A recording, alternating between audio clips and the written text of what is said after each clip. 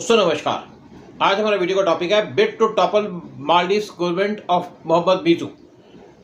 मालदीव की पुलिस एक इन्वेस्टिगेशन कर रही है, एक alleged attempt president Mohamed Muizzu की गवर्नमेंट को, क्योंकि यहाँ पे लोगों के अंदर बहुत ज़्यादा एंगर है, गुस्सा है over Maldives worsening financial condition. 2 week पहले मालदीव के जो मेन कमर्शियल बैंक है उन्होंने ड्रास्टिकली अपने फॉरेन एक्सचेंज की स्पेंडिंग को रिड्यूस कर दिया था, क्योंकि वहाँ पे फाइनेंशियल क्राइसिस आ रहे हैं। तो जिसकी वजह से उन्होंने वहाँ के लोगों में बहुत ज़्यादा गुस्सा हो गया और उन्होंने बीजू की गवर्नमेंट को क्रिटिसाइज़ करना शुरू कर दिया। और मालदीव की गवर्नमेंट और सिक्योरिटी एजेंसीज इस टाइम पे कोशिश कर रही हैं पता लगाने की क्या कोई अटैम्प्ट तो नहीं है बीजू गवर्नमेंट को गिराने की थ्रू कू।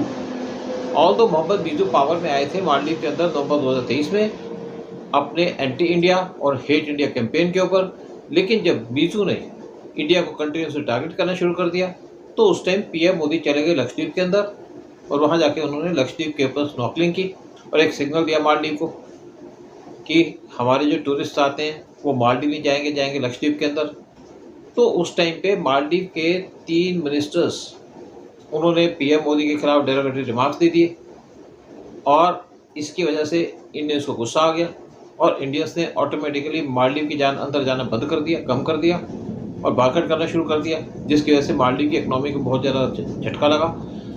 मालदीव एक छोटी कंट्री है, इकनॉमी भी छोटी है और मालदीव का जो मेन इनकम है या बिजनेस है वो है टूरिज़्म, और टूरिज़्म उसकी कंट्री में बंद हो जाएगा तो उसको नुकसान तो होगा ही।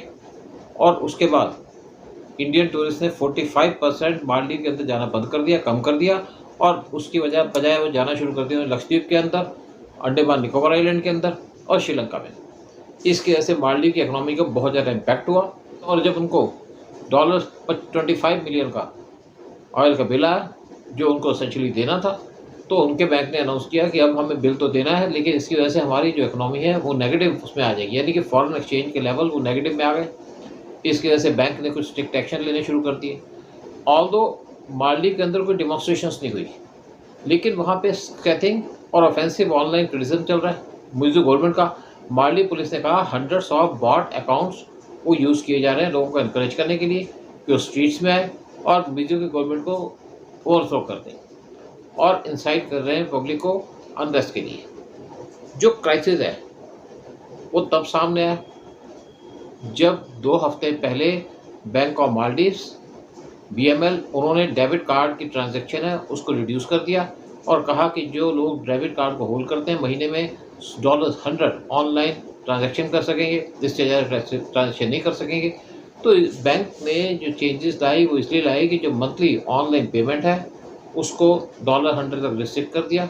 इसके रिस्पॉन्स में वहाँ पे जो लोग थे उनमें गुस्सा आ गया कि वो अब अपने क्रेडिट या डेबिट कार्ड को यूज़ भी नहीं कर पाएंगे प्रॉपरली। बीजू ने कहा कि जो डिसीजन है वो एक प्लॉट है उनको डिस्क्रेडिट करने का और उन्होंने एक्यूज़ किया कि BML के डायरेक्टर्स वो उनके लॉयल नहीं है बल्कि वो लॉयल हैं फॉर्मर गवर्नमेंट के। बीजू ने कहा बैंक ने जो डिसीजन लिया है वो उनके एडवाइस से नहीं लिया बल्कि उनके एडवाइस के बगैर लिया है। बीजू ने साथ में कहा कि BML के जो बोर्ड ऑफ डायरेक्टर्स हैं उसमें उनकी मेजॉरिटी नहीं है। उन्होंने कहा अभी तक वहाँ पे 4 गवर्नमेंट के डायरेक्टर्स हैं लेकिन जो 5 रिमेनिंग डायरेक्टर्स हैं वो अलाइंड है प्रीवियस गवर्नमेंट को। तो उन्होंने कहा मैंने 2 डायरेक्टर्स को यहाँ नॉमिनेट किया है लेकिन उसकी अपॉइंटमेंट के अंदर कुछ टाइम लगेगा। लेकिन जो फाइनेंशियल सिचुएशन है मालदीव के अंदर वो क्रिटिकल है और बीजू ने मालदीव को इस सिचुएशन के अंदर लाया क्योंकि उनकी एंटी इंडिया पॉलिसीज़ की वजह से और प्रो इस्लामिक अप्रोच की वजह से, जिसकी वजह से इंडियन टूरिस्ट ने जाना बंद कर दिया, कम कर दिया। लेकिन जो दूसरी कंट्री के टूरिस्ट हैं रशिया और ब्रिटेन वो भी इस टाइम पे अवॉइड कर रहे हैं मालदीव जाने के लिए क्योंकि वहाँ पे इस्लामाइजेशन चल रहा है मालदीव के अंदर। और जो टूरिस्ट जाते हैं कहीं पे वो तभी जाते हैं कि जब उनको पीस मिले, उनको आराम मिले और वो इन्जॉय करें। अगर वहाँ पे आप सिचुएशन नेगेटिव कर दोगे, वहाँ पे इस्लामाइजेशन करके वहाँ पे लोगों को तंग करोगे तो टूरिस्ट क्यों जाएगा वहाँ पे? टूरिस्ट को शांति चाहिए, इसलिए टूरिस्ट घूमने जाते हैं। तो ऐसा लगता है कि मालदीव की जो सिचुएशन है वो मुझे नहीं लगता कि ठीक हो पाएगी। और मालदीव ने वैसे भी पहले तो इंडिया को इग्नोर किया, लेकिन जब देखा कि उनकी इकनॉमी चढ़ नहीं रही और इंडिया को उनको ज़रूरत पड़ेगी तो उन्होंने अपने 26 एटोल्स या आइलैंड्स उनका काम दे दिया इंडियन गवर्नमेंट को या इंडियन एजेंसीज़ को कि वहाँ पे उनकी डेवलपमेंट करें, चाहे रोड बनाना हो चाहे लाइट लगानी हो। और ये चेंज मालदीव के लिए अंदर इसलिए आया कि उनको पता था कि उनकी इकनॉमी डूब रही है और उनको अल्टीमेटली इंडिया की ज़रूरत पड़ेगी।